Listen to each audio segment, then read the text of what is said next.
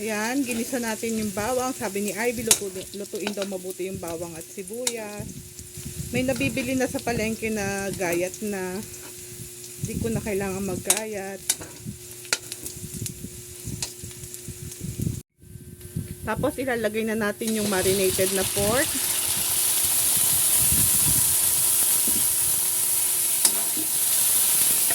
Binabad ko yan sa toyo at suka, wala kasing kalamansi. Parang adobo.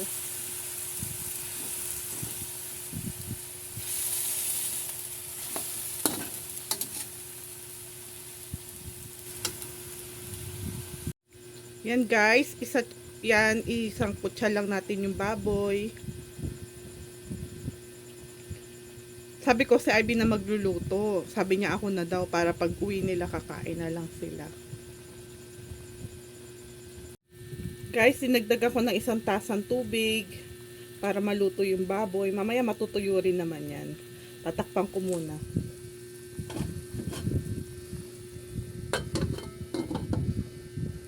Nilagay ko na pala yung atay.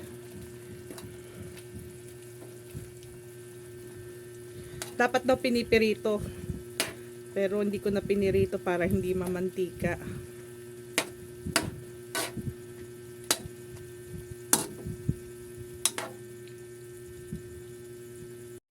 Yan mga peeps, tinagalan ko na yung pagpapakulo sa baboy. Ngayon ilalagay na natin yung patatas, carrots, at bell pepper.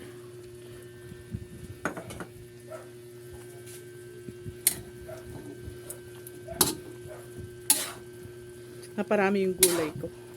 Mahilig naman kasi kami sa gulay. Siguro dadagdagan ko to ng tubig. Lalagyan ko naman yan mamaya. Kanina pala naglagay na ako ng pork cubes sa paminta. Dadagdagan ko ng tubig para kumulo yung gulay. Guys, hello guys, ngayon nilagyan ko siya ng liver spread para malinamnam. Haluin na natin.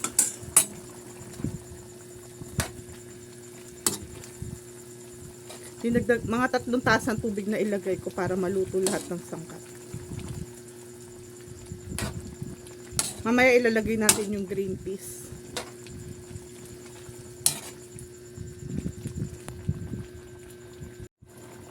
Yan guys, ilalagay na natin yung green peas.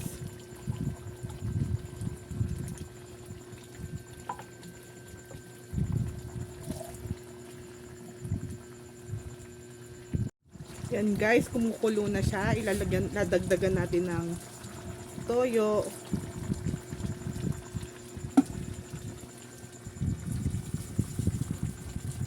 Lahat na natin itong paminta.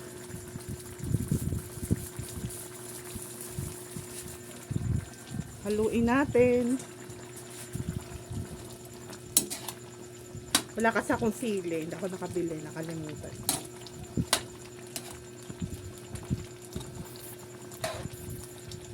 And lastly, ilalagay na natin yung Nestle cream. Itong Nestle cream, optional lang to. Gusto ko lang na may konting cream yung ano.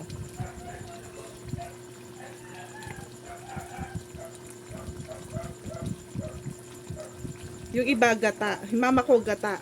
Last time nagluto ako ng igado, gata yung nilagay ko. Ngayon gusto ko subukan yung Nestle cream.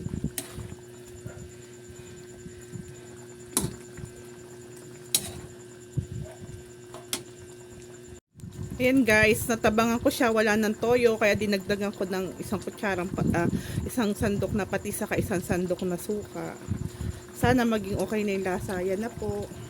Di ko muna hahaluin, niluluto ko muna yung suka. Guys, dinagdagan ko ng suka, patis, at asukal. Umokay na yung lasa niya. Now ready for serving na. That's it for tonight's dinner, pork igado ala Tita Jenny Chubby.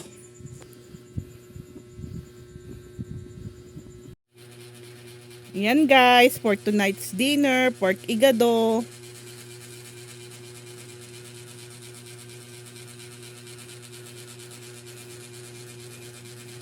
Come on, let's eat.